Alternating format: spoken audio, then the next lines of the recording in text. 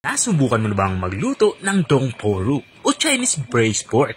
Kung hindi pa, para sa iyo ang video nito.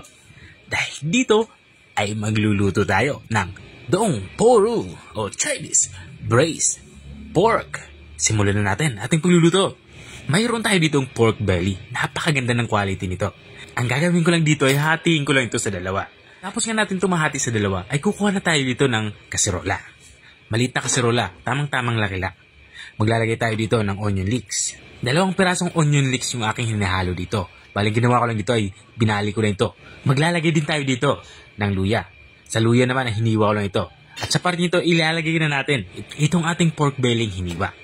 At susundan naman natin ng ating mga aromatics. Maglalagay tayo dito ng star anise. At kung andyan ka pa rin at nanonood hanggang dito sa parte ng aking video, ibig sabihin na interesado ka sa aking niluluto, pwede mo na may comment kung taga saan ka, para alam ko kung hanggang saan umabot ang aking video. Balik tayo dito sa ating nilulutong ulam. Dito nga sa parting ito ay ilalagay ko na ito ating shiitake mushroom. Lagyan ko dito ng 2 klase ng toyo. Ang ating black soy sauce, saka ang regular soy sauce. At dito sa parting ito, nilalagyan ko na ito ng asukal.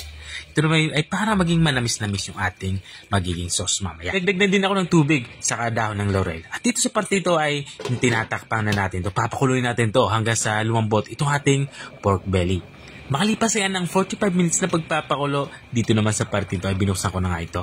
Dahil babalik ta rin lang natin to para yung kabilang side naman yung lumambot at maluto. Pakuluin ulit natin to kahit mga 15 to 30 minutes ulit. At makalipas nga ng 30 minutes ay binuksan ko na nga ulit ito. At dito naman sa part ito ay igang-iga na nga yung sabaw. At lutong-luto na nga itong ating pork belly. Ang gagawin lang natin dito ay hanguin lang natin to. At ilalagay lang natin to dito sa ating malinis na inihandang lagayan. At itong ating mga shiitake mushroom ay kukunin din natin ito katulad ng aking ginagawa. Lipat lang natin to dito sa ating inihandang lagayan. Matapos nga natin makuha ito lahat ay tatabi lang natin to para lumamig. At itong ating natirang sauce ay sasalain lang natin. Ang gusto natin ma-achieve dito ay mawala itong ating mga buo-buong ingredient.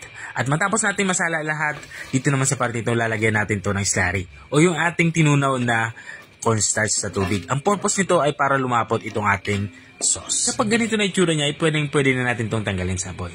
At ilalagay na nga natin itong ating ginawang sauce dito sa ating pork belly. Ang gagawin ko lang dito ay ipababaw lang natin o itatoppings lang natin itong ating ginawang sauce dito sa ating pork belly. At pwede na natin itong iserve matapos nating magawa ito. Ito na nga yung ating Dong Poru o Chinese braised pork. Kung nakarating ka hanggang dito sa dulo ng aking video, maraming salamat sa panunood. At kung nagustuhan mo naman yung bago nating recipe yung binahagi, baka pwede mo naman to i-share. O siya, hanggang dito na lang ako. Kita-kita ulit sa mga susunod kong mga videos. Paalam! Bye-bye!